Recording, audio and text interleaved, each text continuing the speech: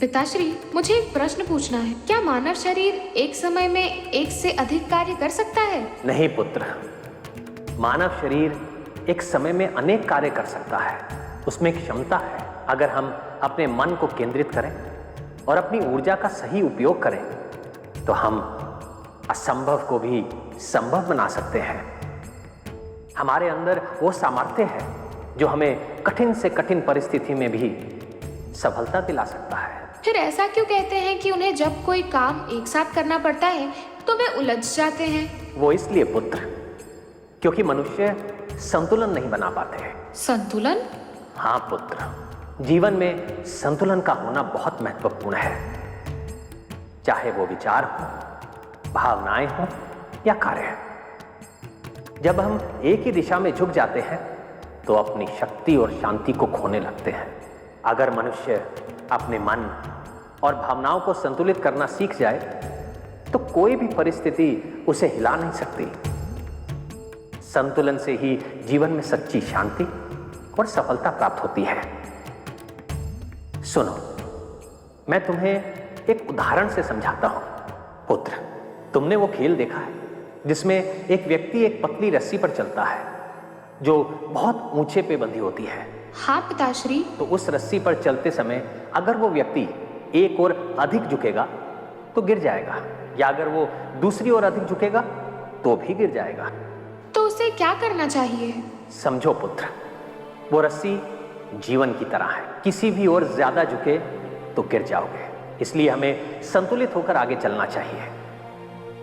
जीवन में सुख, दुख, सफलता, विफलता और आशा, निराशा, ये सब रस्सी के दोनों ओर की दिशाएं हैं। यदि हम किसी एक में अटक जाएं तो अपना संतुलन खो बैठते हैं। संतुलन का अर्थ है कि हमें हर परिस्थिति में ठहराव और धैर्य बनाकर रखना चाहिए ताकि कोई भी परिस्थिति हमारे मन को भटका ना सके।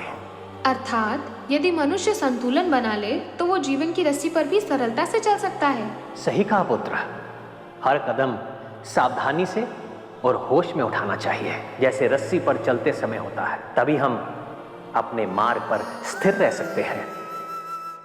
जीवन में संतुलन बनाए रखना हमें सिखाता है कि हर घटना का समय होता है और हम चाहे जितना प्रयास करें, कुछ चीजें हमारे नियंत्रण से बाहर होती हैं। सच्ची सफलता और शांति तब मिलती है जब हम जीवन के हर उतार चढ़ाव को एक समान मन से स्वीकार करते हैं।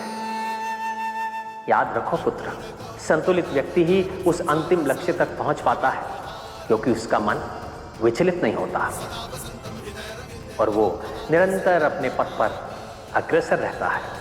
संतुलन में एक शक्ति है और संतुलन में ही जीवन का वास्तविक सार छुपा है। मुझे समझ आया कि संतुलन की शक्ति कितनी प्रभावशाली होती है। अवश्य पुत्र, ये शक्ति न केवल हमारे मन को स्थिर रखती है बल्कि हमारे निर्णयों को भी सही दिशा देती है। धन्यवाद पिताश्री। गुरुर्ब्रह्मा गुरुर्विष्णु गुरुर्देवो महेश्वरा। पुत्र गणेश, तुम किसी दुविधा में दिख रहे हो। आज क्या प्रश्न है तुम्हारे मन में? पिताश्री, अगर मुझे कुछ प्राप्त करना है तो क्या मुझे बस बार बार यही कहते रहना चाहिए, मैं ये प्राप्त करूंगा, मुझे ये चाहिए? क्या यही बार बार कहने से लक्ष्य प्राप्त नहीं हो जाएगा? पुत्र, केवल शब्दों से किसी लक्ष्य को प्राप्त नहीं किया जा सकता। कहने से वो लक्ष्य तुम्हारे पास नहीं आएगी। तुम्हें उस दिशा में काम करना पड़ेगा। उस लक्ष्य को प्राप्त करने के लिए मेहनत करनी पड़ेगी। कहने से कुछ नहीं होता पुत्र, केवल कर्म से ही परिणाम आते हैं। शब्द मात्र इच्छा को व्यक्त करते हैं, परंतु इच्छाओं को वास्तविकता में बदलने के लिए कर्म रूपी प्रयासों की आवश्यकता होती है। याद रखो पुत्र, स्वप्न देखना अच्छी बात है, लेकिन उसे पूरा करने के लिए संकल्प और संघर्ष का मार्ग अपनाना पड़ता है। केवल संकल्प से मंजिल नहीं मिलती। कदम बढ़ाना और हर चुनौती को स्वीकार करना आवश्यक है। जीवन में जो भी सार्थक प्राप्ति होती है वो हमारी मेहनत लगन और समर्पण से ही संभव होती है। परंतु पिताश्री, अगर मैं बार बार ये कहता रहूं कि मैं ये करूंगा, तो क्या इससे मुझे प्रेरणा नहीं मिलेगी? क्या ये मुझे उत्साहित नहीं रखेगा? देखो पुत्र गणेश, कहने से केवल उत्साह मिल सकता है, परंतु सफलता की कुंजी कर्म में है। ये ऐसा है जैसे अगर तुम एक पौधा लगाओ लेकिन उसे पानी ना दो, ना उसकी देखभाल करो और बस बार बार यही कहते रहो कि ये पौधा एक पेड़ बनेगा, इस पौधे से फूल और फल आएंगे, तो क्या वो पौधा फलने फूलने लगेगा? नहीं पिताश्री, मुझे उस पौधे को पानी देना पड़ेगा और उसकी देखभाल करनी पड़ेगी, तभी वह फल और फूल देगा। सही कहा पुत्र। इसी प्रकार हमारे सपनों और लक्ष्यों को भी हमसे ध्यान और मेहनत की आवश्यकता होती है। केवल कल्पना से कुछ नहीं बदलता, उसे वास्तविकता बनाने के लिए हमें निरंतर प्रयास और समर्पण की आवश्यकता होती है। पर पिताश्री, क्या निरंतर प्रयास और समर्पण से अधीरता नहीं होगी? अच्छा प्रश्न पुत्र। अधीरता होना स्वाभाविक है। याद रखो, निरंतर प्रयास और समर्पण का अर्थ अंधाधुंध मेहनत करना नहीं, इसका मतलब है सही दिशा में धैर्यपूर्वक आगे बढ़ना। अधीरता तब होती है जब हम केवल परिणाम पर ध्यान देते हैं और उसकी शीघ्रता में होते हैं, लेकिन अगर हम अपने हर छोटे प्रयास का आनंद लें और उसे सीखने का अवसर समझें तो अधीरता नहीं होगी। जैसे एक किसान को फसल के पकने का इंतजार करना पड़ता है, वैसे ही हमें भी अपने प्रयासों का फल मिलने के लिए समय देना चाहिए। धैर्य ही सच्ची सफलता का मार्ग है, यही जीवन की सच्चाई है पुत्र। याद रखो पुत्र, संकल्प और कर्म का मेल ही वो शक्ति है जो किसी भी असंभव को संभव बना सकती है। इसलिए जो भी तुम्हारे हृदय में है उसे शब्दों में कहने से पहले उसे कर्मों में उतारो। कर्म ही वो आधार है जिस पर हर सफलता की नींव रखी जाती है। कर्म करना तुम्हारा धर्म है और फल अपने आप तुम्हारे पास आएगा। यही सच्चा मार्ग है और यही जीवन का सत्य भी। मैं समझ गया, कर्म ही सर्वप्रथम है। धन्यवाद पिताश्री।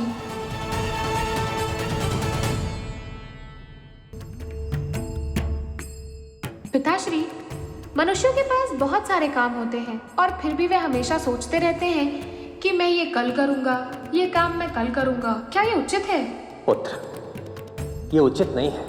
ये स्वाभाविक है कि मानव शरीर की कुछ सीमाएं होती हैं, लेकिन जब वो काम को टालते रहते हैं और समय पर नहीं करते तो वो आलस्य का रूप ले लेता है। आलस्य एक जाल है जो मनुष्य को धीरे धीरे उसकी क्षमता और उद्देश्य से दूर कर देता है। काम टालने की आदत से व्यक्ति अपने लक्ष्य से भटकने लगता है और अपने अंदर आत्मविश्वास की कमी महसूस करने लगता है। पुत्र, समय सबसे मूल्यवान संसाधन है। यदि हम इसे यूं ही व्यर्थ में गवा देंगे तो जीवन में पीछे रह जाएंगे। जो अवसर हमारे पास आज है वो शायद कल ना हो। पर पिताश्री, ये तो ऐसा ही है जैसे मनुष्य वह काम करना चाहता है लेकिन उसे लगता है कि वह इसे बाद में कर लेगा। क्या ये अनुचित है? नहीं पुत्र, ये वही समस्या है जो मनुष्यों को निरंतर टाल मटोल में फंसा देती है।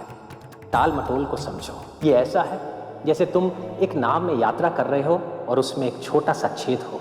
शुरुआत में वो छेद बहुत छोटा लगता है, बहुत मामूली लगता है, ऐसा लगता है कि कोई संकट नहीं है, लेकिन धीरे धीरे वही छोटा छेद बड़ा होता जाता है और अंत में वो नाव को ही डुबो देता है।